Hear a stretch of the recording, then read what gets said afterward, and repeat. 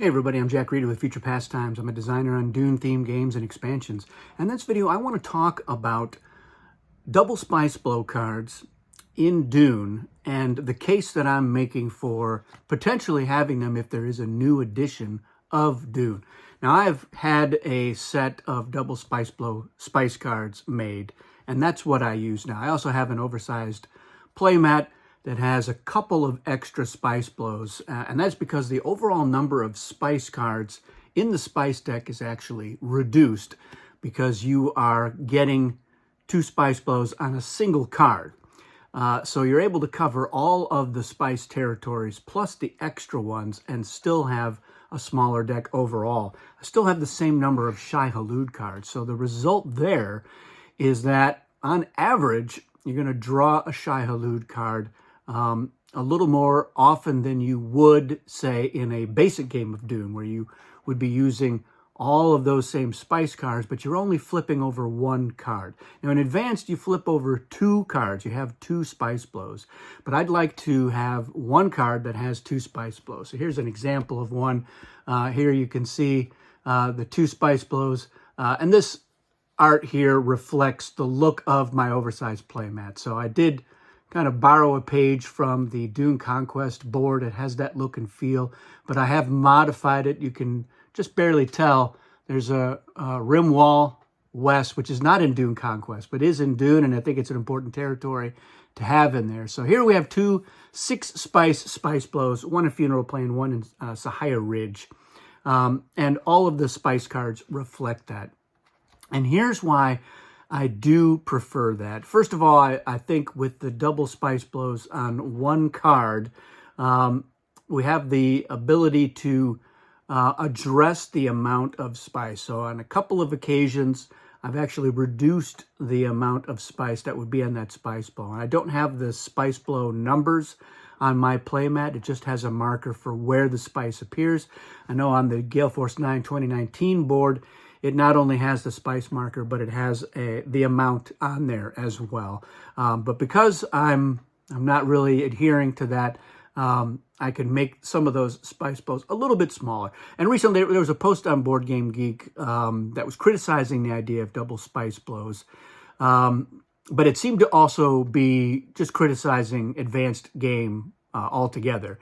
And to be fair, the game was designed as basic. Basic was the game design, and the original 79 Avalon Hill version, those were just the rules, and there were optional rules and some optional ways to play, which translated to the advanced rules in the 2019 edition. Now, I prefer advanced, and that is because I like the added advantages that the factions have.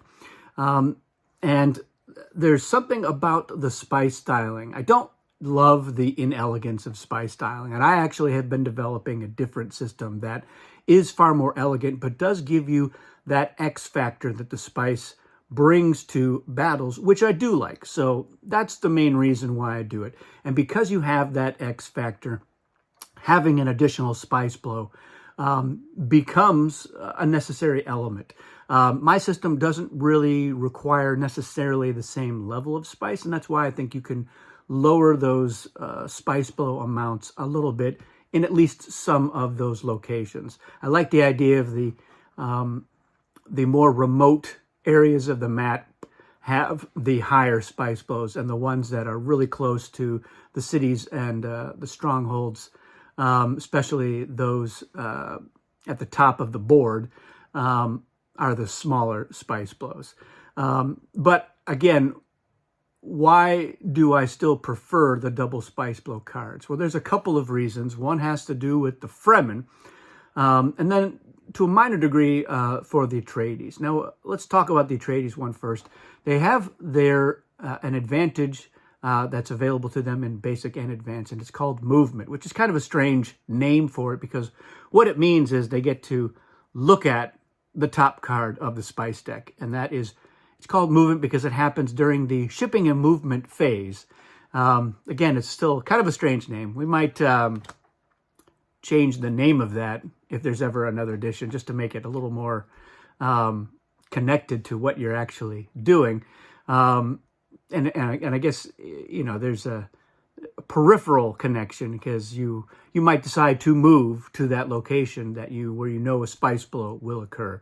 But in advanced, this sort of spice prescience is incomplete. It's partial. You're only getting to see the top card, but if you're playing advanced, you're drawing two cards. So whereas you might know where one spice blow is, or you might know that there's going to be a worm and therefore a nexus on one spice blow, you don't know about where the next one will be or what's going to happen at that location of the second spice blow. And many times I've seen Atreides go to the second spice blow and there was going to be a worm and their forces got eaten, and they couldn't know. So the advantage that the Atreides get here is that they're getting to see two spice blows with one sneak, because you're only going to draw one card. So they'll know in the next turn there's going to be two spice blows, and they'll know both locations.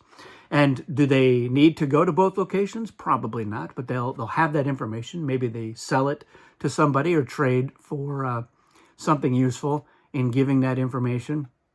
But it does give them options as well. Maybe it's easier for them to get to one and not to the other, just with some simple movement and no shipping at all, or ship somewhere else completely. So it does make that a little bit more interesting. Plus, if they know that the next card is going to be Shai-Hulud, what's happening is that Shai-Hulud is going to be going to both of these locations. And that's an important factor, and that will be really important as we talk about the Fremen. But the Atreides will know if this is the current face-up card, and then the next card that they're peeking at is Shai-Hulud, they know that both of these territories are going to be hit by the worm, and anybody there is going to be affected by that. So that's doubly useful information for them. It's a complete picture, if you will, of what's going to happen at both of those spice blows. So I think it makes that a better advantage. So I like that. But I think it's even more effective and powerful for the Fremen.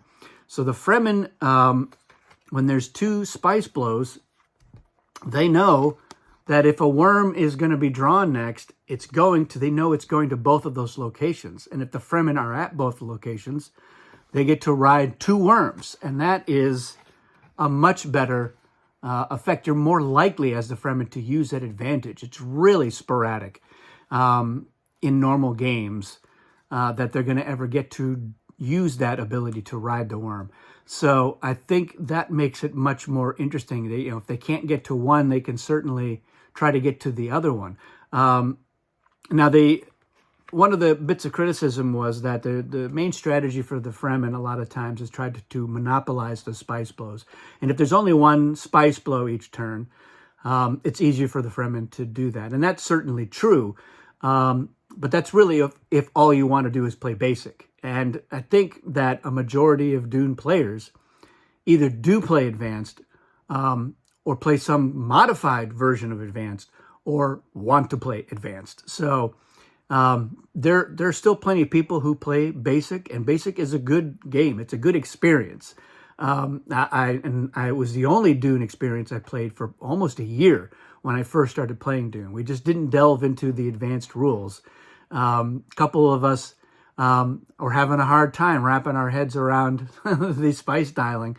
Not generally, but again, when you fold in the Emperor's faction, and that's a faction that's going to be more likely to be able to spice dial than everybody else anyway. So you've got these mixed forces, some normal, some Sardaukar, maybe not enough spice for everybody. And so it was just that little extra bit of like, what am I calculating here, that made it not worthwhile for us for a long time. And eventually I grokked it in my head, and now it's easy for me to do, but it's not easy for people to pick up right away.